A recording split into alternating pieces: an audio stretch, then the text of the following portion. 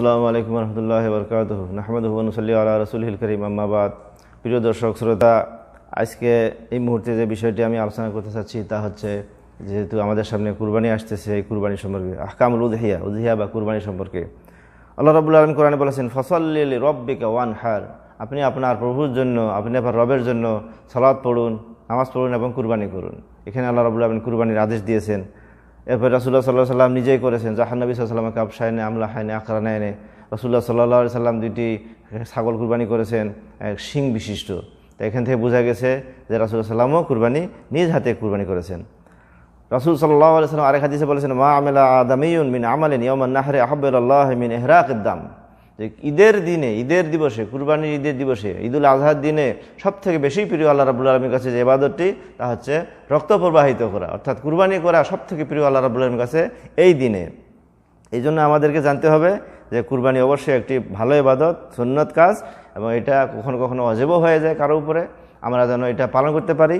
কিছু শর্ত রয়েছে, যে ব্যক্তি কুরবানি করবে সে যেন নখ চুল মোষ ইত্যাদি যেন না কাটে। অর্থাৎ কুরবানি করা 10 দিনের শুরু যখন হবে, যুলহিজ্জা মাসের প্রথম দিন থেকে শুরু করে সে ব্যক্তি আর এই মাস শুরু হয়ে গেলে, যুলহিজ্জা মাস শুরু হয়ে গেলে এগুলি কাটবে না, চুল নখ কাটবে না। কুরবানি দেওয়ার পরে যেন সে ব্যক্তি এগুলো কাটে। অর্থাৎ যে ব্যক্তি কুরবানি করবে সে শুধু সে ব্যক্তি, পরিবারের লোক নয়। এরপরে কুরবানির জন্য আমরা সবাই জানি যে পশু হইতে হবে 4 পা বিশিষ্ট প্রাণী, অর্থাৎ গরু, ছাগল, উট, ভেড়া, দুম্বা ইত্যাদি। এরপরে কুরবানির যে পশুটা হবে এর শর্ত হচ্ছে নিখুঁত একটি প্রাণী হইতে হবে, অর্থাৎ নাক কাটা, শিং ভাঙ্গা, পা ভাঙ্গা, কানা, একদম অসুস্থ, চলতে পারে না, এরকম যেন না। অর্থাৎ হৃষ্টপুষ্ট এবং খুব একটি নিখুঁত প্রাণী হইতে হবে, যেটাকে দেখে মানুষ পছন্দ করবে, এইরকম হইতে হবে। ছাগলের জন্য 2 বছর, 1 বছর পূর্ণ হইতে হবে, গরুর জন্য 2 বছর, উটের জন্য 5 বছর, এরকম শর্ত রয়েছে। এরপরে কুরবানি করার সময় হচ্ছে, কুরবানি যে ঈদ হবে, ঈদের দিন সালাতের পর, ঈদের নামাজের পর কুরবানি করতে হবে। কেউ যদি ঈদের আগে করে তাহলে সেটা কুরবানি হিসেবে ধরা হবে না, গণ্য হবে না।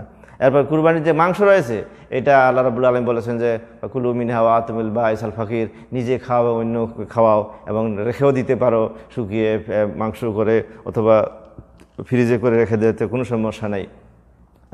ওলামাগণ কেউ বলেছে 3 ভাগ করতে পারে, 3 ভাগ করলে ভালো হয়। 1 ভাগ নিজের জন্য, 1 ভাগ ফকির মিসকিনের জন্য, আর 1 ভাগ প্রতিবেশী বা আত্মীয় স্বজনের জন্য। কিন্তু মূল কথা হচ্ছে যে এটা ভাগ না করলেও হবে, অর্থাৎ নিজে খাইতে হবে, অন্যকে দিতে হবে, কেউ যেন মাহরুম না হয়, কেউ যেন বঞ্চিত না হয়। অনেক সময় দেখা গেছে যে নিজের 3 ভাগে কেন, আরও কম থেকে যেতে পারে, অর্থাৎ সামান্যই থেকে যাবে যদি ঠিকভাবে সে দিতে পারে। কাজে আমাদের উচিত সবাইকে শরিক করে নেওয়া, সবের উদ্দেশ্যে এটা আমাদেরকে কুরবানি করতে হবে। কুরবানির জন্য শরিক হয়ে কুরবানি করা বৈধ আছে, যেমন 7 জন ব্যক্তি একটি গাভী অথবা একটি উটে শরিক হয়ে কুরবানি করতে পারে, এইভাবেও হাদিসে বর্ণিত হয়েছে। এরপরে কেউ যদি একটি পশু কুরবানি করে, পুরো একটি পশু, একটি ছাগল বা একটি ভেড়া বা একটি গরু যদি কুরবানি, একটি পূর্ণ প্রাণী যদি গরু কুরবানি করে, তাহলে সে সওয়াবের জন্য সবাইকে শরিক করতে পারে। যেমন রাসূলুল্লাহ সাল্লাল্লাহু আলাইহি ওয়াসাল্লাম বলেছেন যে আল্লাহুম্মা তাকাব্বাল মিন্নি ওয়া মিন আহলি বাইতি, আল্লাহ আমার থেকে কুরবানি করো এবং আমার পরিবারের পক্ষ থেকে কুরবানি করো। তার মানে একটি পশু পরিবারের যত মানুষ হোক সবার জন্য সওয়াবের নিয়ত করা যাবে। আল্লাহ রাব্বুল আলামিনের ভান্ডার অনেক বড়, আল্লাহ রাব্বুল আলামিন সবাইকে সওয়াব দান করবেন, এইভাবে বলা যেতে পারে। আবার রাসূল সাল্লাল্লাহু আলাইহি ওয়াসাল্লাম বলেছেন যে আরেকটি কুরবানি করার পর বলেছেন আল্লাহুম্মা তাকাব্বাল মিন উম্মতি, হে আল্লাহ আমার উম্মতের যারা মুমিন মুসলিম যারা হবে, আমার উম্মতের লোক যারা, তাদের পক্ষ থেকে কুরবানি করো। তাহলে আপনি যদি একটি কুরবানি করেন আর সেখানে যদি নিয়ত করেন, তাহলে যে কারো নিয়ত সবাই সওয়াব পাবে।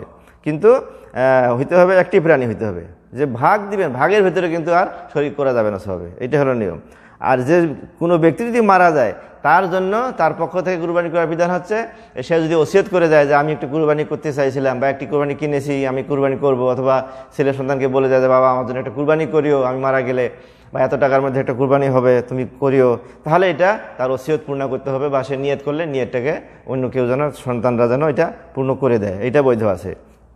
কিন্তু এমনিতে যদি মারা যায়, তাহলে তার পক্ষ থেকে আর কুরবানি করার দরকার নেই, বরং কুরবানি করার সময় নিয়ত করে নিতে হবে। যেমন কেউ বললো আল্লাহ আমার বাবা মা, আমার দাদা দাদি মারা গেছে, তারা যেন আমার কুরবানির সওয়াব পায়, যেন এইভাবে বলাতে কোনো সমস্যা নেই। তো আল্লাহ রাব্বুল আলামিন যেন আমাদেরকে সঠিকভাবে যেন কুরবানির মাসলা মাসাইল জেনে যেন সেই হিসেবে আমল করতে তৌফিক দান করেন। ওয়া আখিরু দাওয়ানা আলহামদুলিল্লাহি রাব্বিল আলামিন। আসসালামু আলাইকুম ওয়া রাহমাতুল্লাহি ওয়া বারাকাতুহু।